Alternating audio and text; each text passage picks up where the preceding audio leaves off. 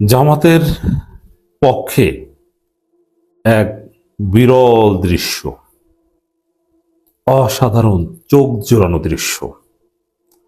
এমন ঘটনা জামাতের রাজনীতিতে অতীতে কখনো ঘটেনি। হ্যাঁ, এটাই হচ্ছে জামাত ক্ষমতায় আসার আর এক আলামত। জামাত অতীতে ক্ষমতায় আসতে পারেনি, অতএব অতীতে যা ঘটেনি এবার সেটা ঘটবে এবং এর মাধ্যমেই ক্ষমতায় আসবে। অতীতে সব শ্রেণী পেশার কর্মজীবী, কর্মহীন, বেকার, সুন্দরী, অসুন্দরী, হিজাবি, নন হিজাবি সব তরুণ তরুণীরা জামাতকে এভাবে সমর্থন করেনি, এবার করছে, এবার আসবে। হিন্দুদের মধ্যে এভাবে জামাত জোয়ার অতীতে কখনো হয়নি, এবার হচ্ছে, এবার জামাত ক্ষমতা আসবে।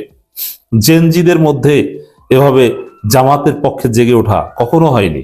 ডাকসুতে শিবির তো ওইভাবে ইলেকশনই করতে পারতো না, কোন রকম করতো, প্যানেলেই পেত না, দিত না। কেন্দ্রীয় ছাত্র সংসদে কোনো পোস্ট পজিশনেই পেত না, হলে দুই একটা পেত। কিন্তু এবার 90% শিবির, 95% শিবির। জাহাঙ্গীরনগরের শিবির, এটা কেউ কল্পনা করেছেন? অথচ জাহাঙ্গীরনগর পুরোটাই শিবির। তো দর্শক, এরকম অসম্ভব অনেক ঘটনা ঘটছে। জাতীয় রাজনীতির ফলাফল এই অসম্ভবকে সম্ভব করার মধ্যে যেই ঠেকবে। তো দর্শক, একটা বিরল দৃশ্য আজকে আপনাদের সাথে আলোচনা করব, চোখ জুড়ানো দৃশ্য। সত্যি আমি ইমপ্রেসড এবং আমি মনে করছি এগুলোই হচ্ছে ক্ষমতা যাওয়ার আলামত। দাঁড়িপাল্লার পক্ষে চাকমা, মারমা, ত্রিপুরাদের গণমিছিল। দেখেন, জামাতের যে রাজনীতির ধরন, জামাতের যে আদর্শ ভিত্তিক রাজনীতি, একামতে দিনের যে দাওয়াত, তাতে হিন্দুদের মধ্যে তাদের পৌঁছানোই অনেকটা অসম্ভব ছিল। কিন্তু আল্লামা সাইদি, গোলাম পরওয়ার এরকম কিছু লোক ব্যক্তি উদ্যোগে, ব্যক্তিগত জনপ্রিয়তার কারণে হিন্দুদের কাছে রিচ করতে পেরেছিল। কিন্তু এবারকার হিসাব ভিন্ন। এবার জামাতকে আল্লাহ ক্ষমতা নেবেন, এটা আল্লাহর প্ল্যান, এটা জামাতের অ্যাচিভমেন্ট না। এবার হিন্দুরা অটো জামাত হয়ে যাচ্ছে। আওয়ামী লীগ নাই, বিএনপি চোর, বাটপার, ধান্দাবাজ, খুনি, লুটতারাজকারী, অর্থ পাচারকারী, তারেক রহমান খাম্বা 10%, এ জাতি জানে।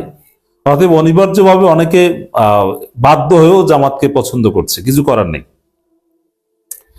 কিন্তু চাকমা, মারমা, গারো, এদের মধ্যে জামাত জোয়ার এটা কখনো হয়নি। ইট ওয়াজ টোটালি ইম্পসিবল। কিন্তু এবার আপনার থাম্বনেইলে যে ছবি দেখতে পাচ্ছেন, দাঁড়িপাল্লার পক্ষে হাজার হাজার চাকমা নারীরা, মারমা নারীরা, ত্রিপুরা নারীরা, যারা ধর্মে মুসলমান নয় বেশিরভাগই। চাকমাদের একটা আলাদা ধর্ম আছে, যদিও এদের মধ্যে কেউ কেউ ইসলাম গ্রহণ করেন তাদের জাতিসত্তা ঠিক রেখে। কিন্তু যারা মিছিল করছে এদের নিজস্ব আলাদা ধর্ম বিশ্বাস আছে, এবং একটা বড় অংশ খ্রিস্টান। ধর্ম বিশ্বাস যাই হোক না কেন, তারা সবাই এবার জামাতের পক্ষে। তো এই যাদেরকে বাংলাদেশে উপজাতি বলে, উপজাতি বলার পক্ষে একদম নই, এটা আইনত অপরাধ। উপজাতি না, আদিবাসী বা নানান কিছু বলতে পারেন, তারা আদিবাসী কিনা এটা নিয়েও বিতর্ক আছে। একটা উপজাতি, কোনো মানুষ উপজাতি হতে পারে না। মানে নিকৃষ্ট অর্থে, যেটা পুরোপুরি জাতি না, অর্ধেক জাতি, অথচ তারা জাতি। জামাত ক্ষমতা আসলে তারা আমাদের মতোই সমতলের মানুষের মতোই সমান মর্যাদা পাবে। আমার অনেক বন্ধু বান্ধব পাহাড়ি ছিলেন, তা অসাধারণ মানুষ। আমার ঢাকা ইউনিভার্সিটি ক্লাসমেট ছিল বেশ কয়েকজন পাহাড়ি। ওদের মধ্যে আমি যে নম্রতা, ভদ্রতা দেখেছি, আই এম রিয়েলি ইমপ্রেসড। কিন্তু এবার আমরা দেখতে পাচ্ছি দাঁড়িপাল্লার পক্ষে তাদের জোয়ার। এটা অসম্ভবকে সম্ভব করে এক বিরল দৃশ্য জামাতের পক্ষে। এই গণজোয়ার জামাতকে ক্ষমতায় নিয়ে যাচ্ছে। দর্শক, খবরটা একটু দেখেন। দাঁড়িপাল্লার পক্ষে চাকমা, মারমা ও ত্রিপুরাদের মিছিল। এটা রোববারের ঘটনা। 1 ফেব্রুয়ারি বিকেলে খাগড়াছড়ি সরকারি কলেজ মাঠ থেকে গণমিছিল শুরু হয়ে শহরের গুরুত্বপূর্ণ সড়কগুলো প্রদক্ষিণ করে মুক্ত মঞ্চে গিয়ে সমাবেশে মিলিত হয়। খাগড়াছড়ি 11 দলীয় প্রার্থী জামাত ইসলামের মনোনীত অ্যাডভোকেট ইয়াকুব আলী চৌধুরীর দাঁড়িপাল্লা প্রতীক সমর্থনে চাকমা, মারমা ও ত্রিপুরা জনগোষ্ঠীর উদ্যোগে গণমিছিল অনুষ্ঠিত হয়। এবং এই ইয়াকুব আলী চৌধুরী স্থানীয়ভাবে যথেষ্ট জনপ্রিয় এবং তিনি এমপি হবেন। He is going to be MP, এটা মোটামুটি নিশ্চিত বলা যায়। বিএনপির পক্ষে এরকম গণজোয়ার দেখাতে পারবেন না। বিএনপিকে আমাদের পাহাড়ি ভাইয়েরা বোনেরা অলরেডি দেখেছে, নতুনভাবে দেখার কিছু নেই। এবার জামাতকে দেখতে, এবং আপনারা জানেন এই পাহাড়ি সম্প্রদায়ের প্রতিনিধি শিবিরের প্যানেলে ছিল এবং তিনি হিট করেছেন, পুরো বাংলাদেশ কাঁপিয়ে দিয়েছেন সেই ছেলে। তো দর্শক, এবং কিছুদিন আগে ক্ষোভে পদত্যাগের কথাও বলেছেন, শেষ পর্যন্ত পদত্যাগ করেননি, কারণ যারা ভোট দিয়েছেন তারাই তার পদত্যাগ চাননি। যে কাজটা করেছেন ইন্টেনশন ভালো ছিল, কিন্তু দৃষ্টিকটু, তিনি ওটা আর করবেন না, কিন্তু ভালোর জন্যই করেছিলেন। সব মিলিয়ে সবাই বুঝতে পারছে যে জামাত ক্ষমতা আসলেই তাদের সবার পেশা, সবাই নিরাপদ। এই জন্যে চাকমা, মারমা, ত্রিপুরা, গারো, আরো যারা আছে, হিন্দু, বৌদ্ধ, খ্রিস্টান নারীরাও তো জামাতের আমিরের সাথে সাক্ষাৎ করে কনফার্ম হয়ে গিয়েছে, এবং কারোর মধ্যে কোনো সন্দেহ সংশয় নেই। নির্বাচন আগে সমস্ত সন্দেহ সংশয় দূর হয়ে গেছে। সত্যি অসাধারণ। বক্তারা বলেন, গত 54 বছরে আওয়ামী লীগ, বিএনপি, পাহাড়ি বাঙালি বহু নেতৃত্ব ক্ষমতায় থাকলেও তারা পাহাড়ের সাধারণ জনগোষ্ঠীর জন্য কিছুই করেনি, বরং শুধু নিজেদের দলীয় নেতাকর্মীদের স্বার্থ রক্ষা করেছে। কিন্তু জামাত ইসলামী তার ব্যতিক্রম। জামাতের লোকেরা ইতিপূর্বে সহিংসতার সময় এখানকার বিহার, মন্দির, গির্জা পাহারা দিয়েছে। তাদের দ্বারা ন্যায়, ইনসাফ, সম্প্রীতি ও সাম্য প্রতিষ্ঠা সম্ভব। জামাতের এই জোয়ার, পাহাড়িদের মধ্যে যেভাবে গণজোয়ার, জামাত জোয়ার, কোনো জায়গায় বাকি নেই। ক্রিকেটারদের মধ্যে, ক্রিকেটাররা, জাতীয় দলের ক্রিকেটাররা, ফুটবলাররা অধিকাংশ দাঁড়িপাল্লায় ভোট দিবেন। কেউ কেউ দেবেন, কেউ কেউ আওয়ামী লীগ পন্থীও আছেন, কিন্তু দাঁড়িপাল্লায় ভোট দিবেন অধিকাংশ। এবং নায়ক নায়িকা, গায়ক গায়িকা, তারাও জামাতকে ভোট দিবেন। অনেকে, তাদেরও ভুল ভেঙেছে। অনেকে মনে করতো জামাত ক্ষমতা আসলে সিনেমা করতে পারবে, তো এখন দেখছে সিনেমা করতে পারবে, তো পারবে, আরো ভালোভাবে পারবে, বরং কোনো অনিয়ম হবে না, কোনো শিল্পীর টাকা কেউ মেরে খেতে পারবে না, একটা আইনের শাসন প্রতিষ্ঠিত হবে, কোনো চাঁদা দিতে হবে না, রাজনৈতিক কারণে কোনো সিনেমা আটকে দেওয়া হবে না, বরং ইতিহাস ভিত্তিক, বিভিন্ন ঐতিহাসিক উপন্যাস ভিত্তিক সুন্দর সুন্দর সিনেমা করতে জামাত সরকার অনুদান দিবে, এবং পাইরেসি থাকবে না। কবিরা এটা আইন যথাযথভাবে কার্যকর হবে। কেন মির্জা ফখরুলরা বারবার আওয়ামী এবং ভারতের সুরে কথা বলছেন, এটার ব্যাখ্যা করে বলার প্রয়োজন নাই। সাধারণ জনগণ তারা বুঝে গেছে। বিএনপিতে যারা তৃণমূলে এত বছর মাঠে ঘাটে এবং জেলখানায় ভুগেছে, তারাও ভালো করে জানে। কিন্তু দলের মোহে এবং মার্কার মোহে তারা মনে করছে যে নির্বাচনে জয়ী হয়ে বা ক্ষমতায় আসলেই তাদের দিন পাল্টাবে। কিন্তু তারা বুঝতে পারছে না বিএনপি আগেও ক্ষমতায় ছিল, কিন্তু তৃণমূলের ভাগ্য কিন্তু 2-4 জন ছাড়া আর কারোর ভাগ্য বদলায় নাই। নেতারা কিন্তু হাসিনা 16 বছর সময়েও কিন্তু নেতারা ভালো ছিল। 16 বছর মির্জা ফখরুলরা কোনো আন্দোলন করে নাই স্বৈরাচারী হাসিনাকে ফেলার জন্য। কয়েকদিন পরে পরে নাটকীয়ভাবে আওয়ামী লীগ সরকারের, স্বৈরাচারী সরকারের কাছ থেকে অনুমতি চেয়ে যে কোথায় তারা সমাবেশ করবে।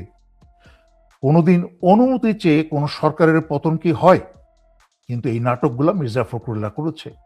তারা অনুমতি চেয়ে ঘটা করে সারা বাংলাদেশ থেকে কষ্ট দিয়ে বিএনপি তৃণমূলের ছেলেপেলেদেরকে বাংলাদেশে, ঢাকা শহরে এনেছে। এনে সন্ধ্যার সময় আবার আওয়ামী লীগের নির্দেশেই আবার সবাইকে ঘরে ফিরে যেতে বলেছে।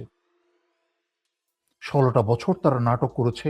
এখন তারেক রহমানকে আমরা যারা শুরু করেছিলাম স্বৈরাচারী শেখ হাসিনার বিরুদ্ধে মিডিয়া যুদ্ধ, এবং পরবর্তীতে মূলত জুলাই আগস্ট 2024-এর শহীদরা এবং যারা আহত বীররা যুদ্ধ করেছে, তাদের কারণেই আজকে তারেক রহমান বাংলাদেশে ফিরতে পেরেছে এবং নির্বাচনে অংশগ্রহণ করতে পারছে। এবং এই বাটপার কিসিমের যত বিএনপির নেতারা আছে, যাদের নাম বললাম, এরাও কিন্তু কোনো সময় কোমর সোজা করে দাঁড়াতে পারে নাই। আমির খসরুকে দেখেছেন কিভাবে ভারতীয় মুসলিম হত্যাকারী অমিত শাহের পায়ের সামনে মাথা নিচু করে দাঁড়িয়েছিল হুজুর হুজুর করে। এখন তারা বড় বড় কথা বলছে, এই জুলাই আগস্টের শহীদদের রক্তের উপর দাঁড়িয়ে তারা মাথা উঁচু করে বড় বড় কথা বলছে এবং সেই শহীদদের প্রতি অকৃতজ্ঞ হচ্ছে, সেই শহীদ হাদিদের প্রতি অকৃতজ্ঞ হচ্ছে, শহীদ সাঈদ, শহীদ আবরার এবং অন্যান্য শহীদ যারা আছে তাদের প্রতি অকৃতজ্ঞ হচ্ছে। আর আমাদের কথা তো বাদই দিলাম। বিএনপি একসময় গালিগালাজ করত, আবার দেখছেন নতুন নতুন করে বিএনপি গালিগালাজ করা শুরু করেছে। কিন্তু আশা করি তাদেরকে আবারও আক্ষেপ না করতে হয়, আবারও আফসোস না করতে হয় যে না বুঝে মেজর দেলোয়ারকে গালিগালাজ করেছি। আমি যা বলছি বাংলাদেশের এবং বাংলাদেশের জনগণের ভালোর জন্য বলছি। আমি কোনো রাজনৈতিক দল করি না, তাই আমি নিরপেক্ষভাবে কথাগুলো বলছি, যা সত্য তাই। জামাতের মাঝখানেও কিছু ভারতীয় দালাল এবং রয়্যাল লোক আছে, কিন্তু সেটা পরিমাণ খুবই ছোট। এখনো জামাতকে ক্যান্সারের মতো খেয়ে ফেলতে পারে নাই, যেভাবে বিএনপিকে ক্যান্সারের মতো খেয়ে ফেলেছে। যাই হোক, কথা লম্বা করতে চাই না। আশা করি নির্বাচনের আগে আরো কয়েকবার আসব। সর্বশেষ এই কথাটাই বলে যেতে চাই, এই ভোটের সুযোগ যেটা এসেছে, এই নির্বাচন, এটা কিন্তু আল্লাহর দেওয়া একটা সুযোগ, আপনার জন্য একটা পরীক্ষা।